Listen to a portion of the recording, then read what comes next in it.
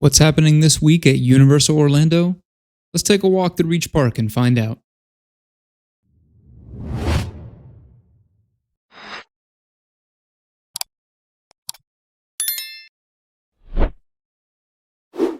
We have a couple of major updates at Epic Universe. Most notably, we've seen the reopening of Stardust Racers after an extended closure period. The reopening of Stardust Racers does come after several pushbacks on the opening date, but it's also a few days ahead of its last planned reopening date of April 5th. We have also seen several permits filed for new construction attached to Epic Universe. The first permit, which was filed in November of 2025 and is scheduled for completion on May 7th of this year, covers a total of 150,000 square feet and has been confirmed to be attached to the Ministry of Magic. The confirmation comes after the reveal of the permit attaching to Project 905, the code name for the Wizarding World of Harry Potter Ministry of Magic, as well as the recent large clearing of land located behind that section of the park. This specific permit only has a description of site utilities and foundation work, so no attraction is directly attached. However, Universal just filed a new permit on March 23rd of 2026 that did include the description of mass grading, utility points, and a future attraction known as Project 680. I say did because the permit was adjusted quickly after submission to only include site work and has since been pulled entirely for unknown reasons. The location for this specific permit was simply Epic Universe as a whole and did not include any details of the size of the construction.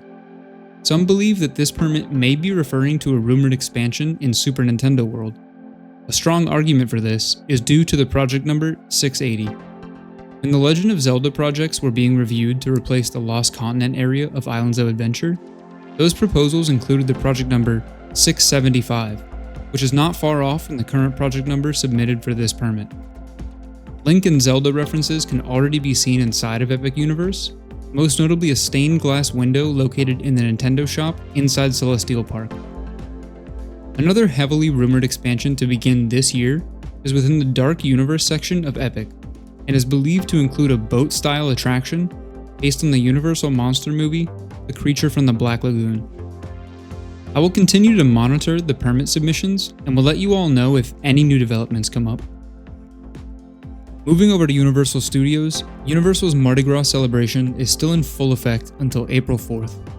This includes the food booths, decorations, the Mardi Gras parade, and of course, the tribute store.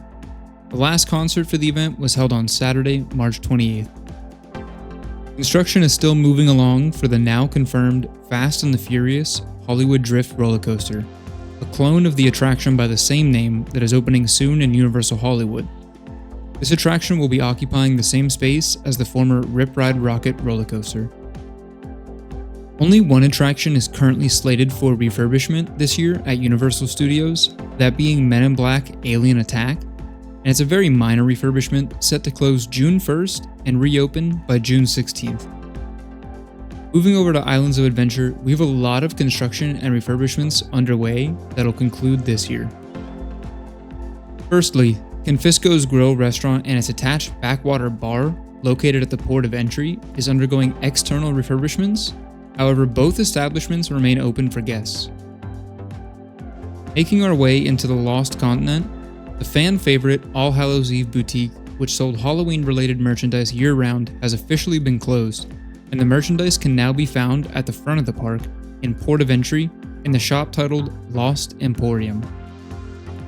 Universal has also reopened some of the area near the now defunct Poseidon's Fury, allowing guests some additional space as well as some opportunities to get up close with the still incredible looking exterior building.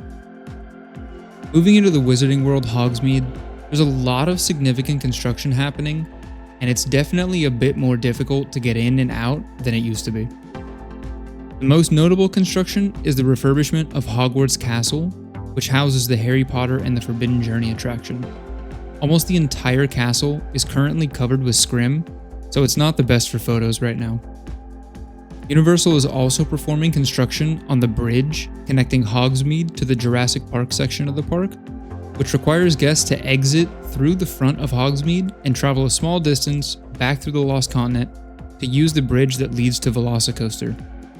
This particular construction is causing a bit of a bottleneck in this area of the park and is making Hogsmeade even more crowded than it usually is.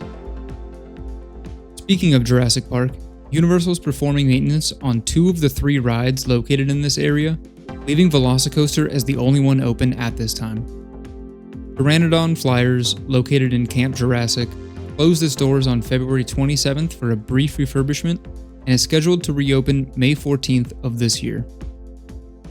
Jurassic Park River Adventure has been closed for a much more extensive refurbishment, officially closing on January 5th, and is not scheduled to reopen until November 16th of 2026. This attraction was in need of a strong refurbishment, so I'm hoping to see some great improvements once the attraction does reopen. Ending our updates in Toon Lagoon, the interactive Popeye play area known as Miship the Olive is scheduled for a very brief refurbishment beginning April 19th and is slated to reopen by April 25th. Dudley Do-Right's Ripsaw Falls should also see its yearly maintenance closure between October and November later this year. Those are all the updates I have for this week. Make sure to subscribe to keep up with anything new at the parks because remember, the adventure always lives on.